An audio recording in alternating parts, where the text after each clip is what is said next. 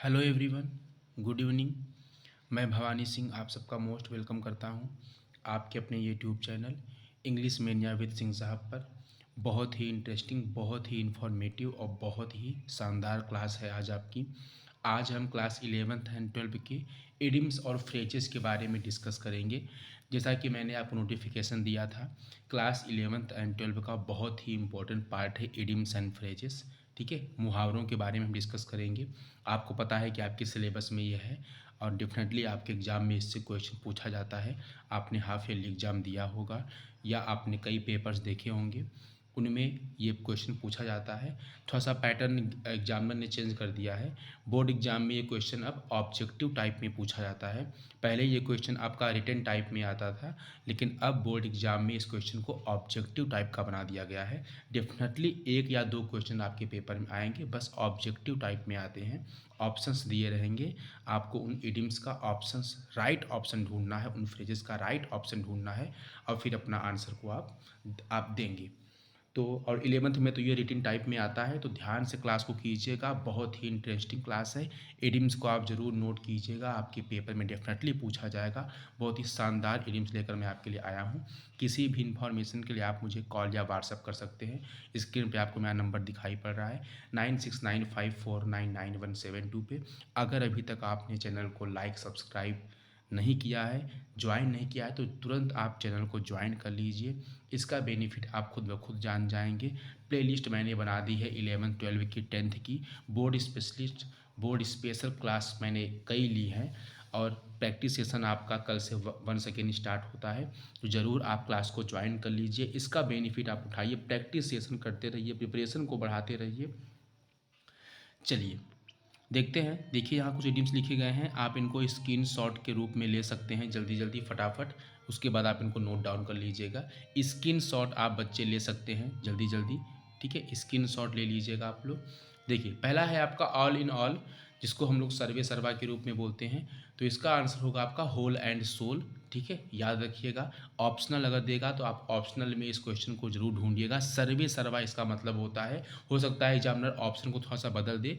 जो मीनिंग आपके all in all, सभी चीज़, सभी कुछ, एवरीथिंग के बारे में बात करेगी, वही आपका राइट ऑप्शन होगा। रिटर्न आता है तो आप इसका आंसर होल एंड सोल के रूप में लिख सकते हैं।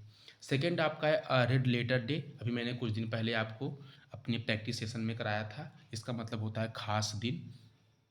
तो इसका राइट आंसर होगा आपका an important day, special day या हैप्पी डे। ओके। थर्ड आपका है लुक इनटू, जिसका मतलब होता है निगरानी करना या छानबीन करना। ये हमारा एक फ्रेजल वर्ब है। ऊपर के दो हमारे इडियम्स थे। थर्ड आपका फ्रेजल वर्ब है, जिसका मतलब होता है बेटा क्या, टू इन्वेस्टिगेट, छानबीन करना या निगरानी करना। फोर्थ हमारा है टू हैमर आउट।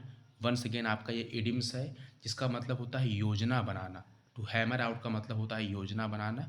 इसका राइट ऑप्शन होना चाहिए, राइट आंसर होना चाहिए टू प्लान। फिफ्थ आपका है लुक डाउन अपान। ठीक है, बहुत ही अच्छा है ये लुक डाउन अपान। इसका मतलब होता है क्या, नफरत करना। टू इंसल्ट या टू हैट्रेड, दोनों ऑप्शन आपके राइट होंगे। अगर आपके पेपर में आए हैं रिटन रूप में तो आप इनका कोई एक आंसर लिख सकते हैं। अगर ऑब्जेक्टिव टाइप में आए तो आप इनका आंसर टू इंसल्ट या टू हैट्रेड के रूप में ढूंढ कर लिख सकते हैं। सिक्स आपका है 1 फ्रेजल वर्ब लुक फॉर, जिसका मतलब होता है क्या बेटा, खोजना। इसका राइट आंसर होगा टू सर्च। ठीक है, बहुत ही अच्छे अच्छे इडियम्स और फ्रेजल वर्ब्स हैं, बहुत ही ज़रूरी होते हैं। इन फ्रेजल वर्ब का देखिए मतलब आपको लुक के रूप में दिखाई पड़ रहा है, देखने के रूप में, लेकिन देखिए प्रीपोजिशन लगने से इनकी मीनिंग कितना जल्दी बदल जाती है। फ्रेजल वर्ब यही होते हैं कि वर्ड दिखते कुछ और है लेकिन उनका मतलब कुछ और हो जाता है प्रीपोजिशन के ऐड हो जाने से। ठीक है, चलिए सेवन देखते हैं एन एक्स टू ग्रिंड। इसका ये आपका एक इडियम्स है, इसका मतलब होता है स्वार्थी होना।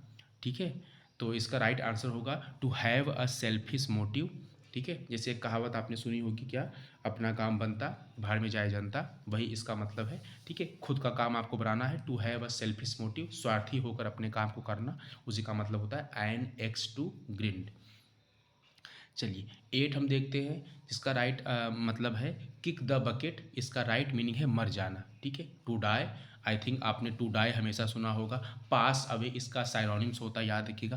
पास अवे मतलब भी मरना होता है, लेकिन साइनोनिम्स होता है टू डाई का synonyms pass away, note down जरूर कर लीजिएगा। इसका एडियम्स के रूप में यूज़ कैसे होता है, kick the bucket. Kick the bucket का मतलब भी होता है मर जाना, टू डाई। नाइन्थ आपका है हरक्यूलियन टास्क, बहुत ही बेहतरीन है। देखिए आपको इसका मतलब दिख रहा है, नाको चने चबवाना। हरक्यूलियन टास्क, इसका मतलब होता है नाको चने चबवाना। इसका आंसर राइट होना चाहिए। वर्क रिक्वायरिंग ग्रेट एफर्ट, ठीक है। तो याद रखिएगा नाइन्थ का जो हरक्यूलियन टास्क अगर आपको मिले तो समझ जाइएगा उसका मतलब है नाको चने चबवाना, ठीक है। Work requiring great effort. चलिए टेंथ देखते हैं। टेंथ है आपका, वन सेकेंड इडियम्स है, लीव नो स्टोन अनटर्न्ड, ठीक है। इसका मतलब होता है हर संभव कोशिश करना, ठीक है। हर कोशिश कर लेना, हर एफर्ट लगा लेना। लीव नो स्टोन अनटर्न्ड का मतलब होता है हर संभव कोशिश करना। इसका राइट आंसर है बेटा to make all possible efforts. Okay. चलिए 11th देखते हैं, स्पिल्ड द बीन्स, बहुत ही शानदार है, बहुत ही इंपॉर्टेंट है। स्पिल्ड द बीन्स याद रखिएगा, बहुत ही इंपॉर्टेंट है, इसको बिल्कुल इग्नोर मत कीजिएगा। इसका मतलब होता है खुलासा करना, ठीक है, किसी राज पर से पर्दा उठाना। तो इसका राइट आंसर है आपका टू रिवील अ सीक्रेट, ठीक है। रिवील मतलब होता ही है खुलासा करना, सीक्रेट मतलब राज, किसी राज पर से पर्दा उठाना, ठीक है। तो याद रखिएगा स्पिल्ड द बीन्स का मतलब है टू रिवील अ सीक्रेट। चलिए 12 देखते हैं, फेल ऑफ, बहुत ही शानदार आपका फ्रेजल वर्ब है। इसका मतलब होता है बेटा कम होना। फेल मतलब गिरने से मत समझिएगा, फेल मतलब हो जाता है कम होना। इसका राइट आंसर होगा टू डिक्रीज, ठीक है, मतलब कम होते रहना, ठीक है। तो इसका राइट आंसर होगा टू डिक्रीज। इंक्रीज मतलब होता है बढ़ना, डिक्रीज मतलब होता है घटना, कम होना। 13 देखते हैं, one second phrasal verb fail upon. देखिए फेल में ऑफ लग गया तो उसका मतलब कम होना हो गया, फेल में अपॉन लग गया उसका मतलब बेटा क्या हो गया, आक्रमण करना। तो याद रखिएगा बहुत ही शानदार ये सब हैं, आपके एग्जाम में पूछे जा सकते हैं और पूछे भी गए हैं कई एग्जाम्स में, ठीक है। और सबसे बेहतरीन चीज़, एनडीए के बच्चे जो प्रिपरेशन कर रहे हैं उनमें एडिम्स बहुत ही ज़्यादा पूछा जाता है। एनडीए का पेपर अगर आप देखेंगे तो कम से कम 4 या 5 एडिम्स आपके पूछे जाते हैं और बहुत ही शानदार एडिम्स आते हैं। तो एनडीए के बच्चों के लिए प्रिपरेशन के लिए बहुत ही बेनिफिशियल क्लास है ये। तो आप ज़रूर इसके सभी एडिम्स को नोट कीजिएगा, इनको लर्न कीजिएगा, तभी आप अच्छे से एग्जाम दे पाएंगे, स्पेशली एनडीए के बच्चे। बाकी 11-12 में तो ये 1 नंबर या 2 नंबर का ही पूछता है। एनडीए के या वनडे एग्जाम के जो बच्चे होते हैं उनके लिए एडिम्स बहुत ही इंपॉर्टेंट है, फ्रेजल वर्ब बहुत ही इंपॉर्टेंट है। 4 या 5 तो डेफिनेटली पूछता है लगभग हर पेपर में।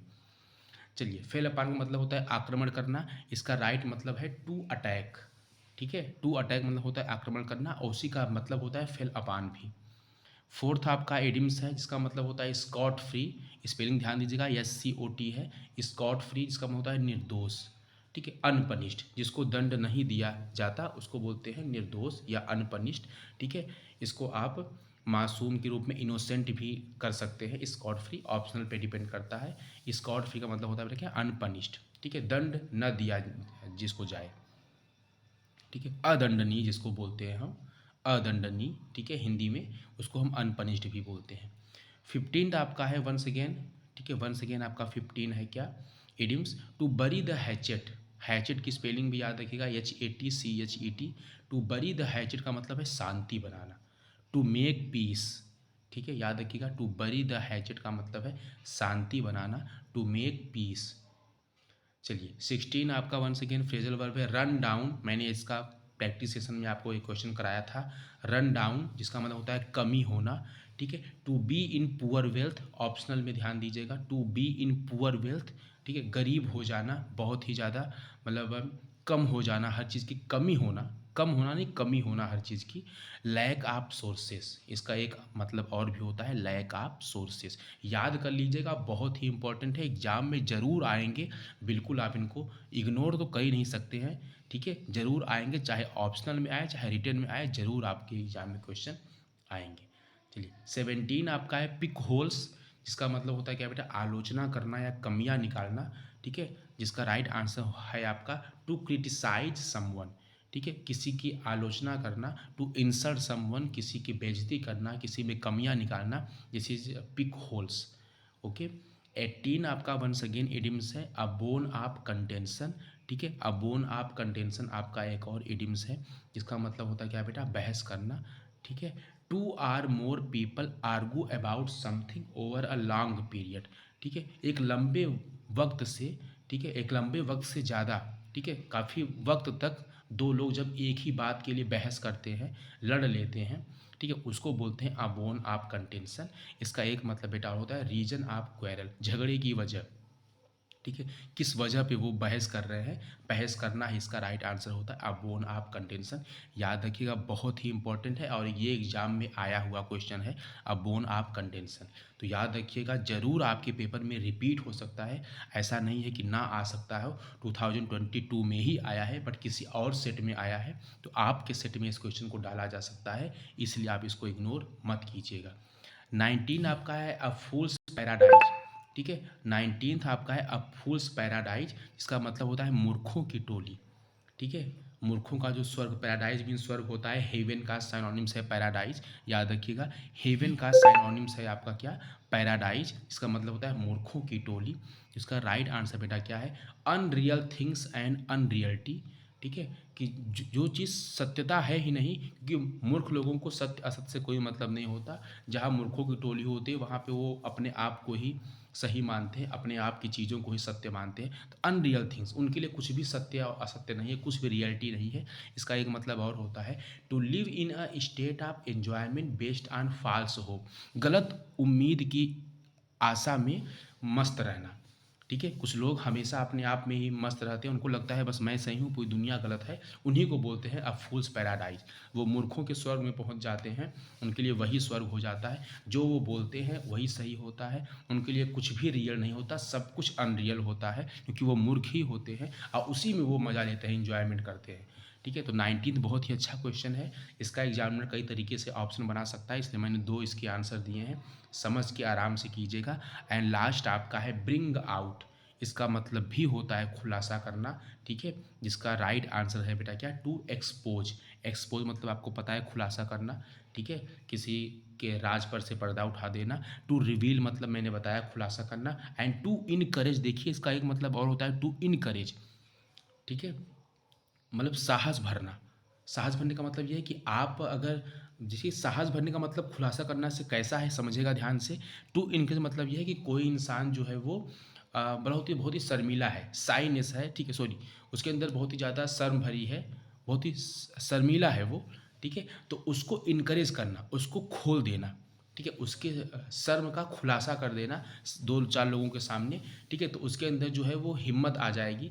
ठीक है? जैसे आप बहुत ज़्यादा किसी चीज़ को करने में बहुत ही हिचकिचाते हैं, तो अगर 2-3 लोग बैठे हैं तो वहाँ पे अगर आपकी उस चीज़ को खोल दूँ मैं, या कोई भी सर खोल दे, खुलासा कर दे, और आपके जो राज है, आपका जो आपका शाइनेस है, जो आपका शाईपन है वो बाहर आ जाए, तो उसको जब हम एक्सपोज़ कर देंगे, जो आपके अंदर इनकरेज भर देंगे, आपके अंदर साहस, हिम्मत भर देंगे, तो उसका राइट मतलब है ब्रिंग आउट भी होता है। ऑप्शन पे डिपेंड करता है। देखिए टू इनकरेज मैंने यहाँ ऑप्शन क्यों डाला है, क्योंकि ये ऑप्शन भी एग्जाम में आया था और इसमें टू एक्सपोज टू रिवील नहीं दिया था। एग्जाम में टू इनकरेज क्यों दे दिया, क्योंकि उसका एक मतलब आप अलग तरीके से निकाल सकते हैं कि साहस भरना का मतलब भी होता है आपकी कमियों को बाहर निकाल देना और आपके अंदर साहस भर देना। तो याद रखिएगा, ये भी आपका एक राइट आंसर है। तो ये थे आपके 20th इडियम्स एंड फ्रेजेस। और अगर इडियम्स आपके इम्पोर्टेंस मुझे लगते हैं, मैं देखता हूँ, ठीक है, तो आपको वो भी मैं लेकर आऊँगा। अभी 20 आपके लिए बहुत ही, ठीक है, इनफ है। इनमें से आपके एग्जाम में 1 या 2 आता है, मैं पहले बता चुका हूँ। डेफिनेटली आपके पेपर में 11th में तो रिटन रूप में आता है, बोर्ड एग्जाम में 12 में ये आपका ऑप्शनल आने लगा है अब, लास्ट ईयर 2022 से। ठीक है? तो याद रखिएगा, ज़रूर आएगा, ज़रूर आएगा, डेफिनेटली आएगा। 20th आप पढ़ लीजिएगा, इससे हट के नहीं आएगा। और क्वेश्चंस मैं लाऊंगा।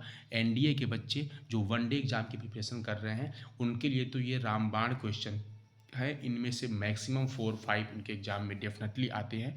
तो आप इन 20 को तैयार कीजिए, और भी क्वेश्चंस मैं आपके लिए लेकर आऊँगा। कल का प्रैक्टिस सेशन करना ना भूलिएगा। कल आपका प्रैक्टिस सेशन वंस अगेन आने वाला है। मैं बच्चों से कहना चाहूँगा कि मैं प्रैक्टिस सेशन लेकर आता हूँ, लेकिन आपकी प्रेजेंटी ना देखकर मुझे बहुत दुख होता है, इसलिए आप कल प्रेजेंट जरूर रहिएगा। टाइम आपको पता है 9 PM। ठीक है? याद रखिएगा 9 PM पे आप प्रेजेंट हो जाइएगा। बहुत ही शानदार प्रैक्टिस सेशन लेकर आऊँगा। कुछ मैंने इडियम्स और फ्रेजेस आपके प्रैक्टिस सेशन में भी कराए हैं, उनको भी मैंने नोट कराया है, तो आप उनको भी तैयार रखिएगा। 20 ये हो गए, और भी आपके पास क्वेश्चन मौजूद होंगे। 30, 35, 40 का सेशन बेटा बहुत ही इंपॉर्टेंट है, बहुत ही इनफ है। 13, 14 में से डेफिनेटली आपके पेपर में आ जाएगा। याद करके प्रिपरेशन अच्छी कीजिए, प्रैक्टिस सेशन कंटिन्यू करते रहिए, चैनल को ज्वाइन कर लीजिए, अभी भी आपके पास वक्त है, उसका बेनिफिट उठाइए। क्लासेस अपलोड है, प्रैक्टिस सेशन अपलोड है, देखिए, प्रिपरेशन कीजिए और आपसे हम कल वंस अगेन मिलते हैं। ओके, तब तक के लिए good night, good bye, take care, अपना ध्यान दीजिए, हैप्पी रहिए, खुश रहिए and best of luck for your upcoming exam. Okay, bye.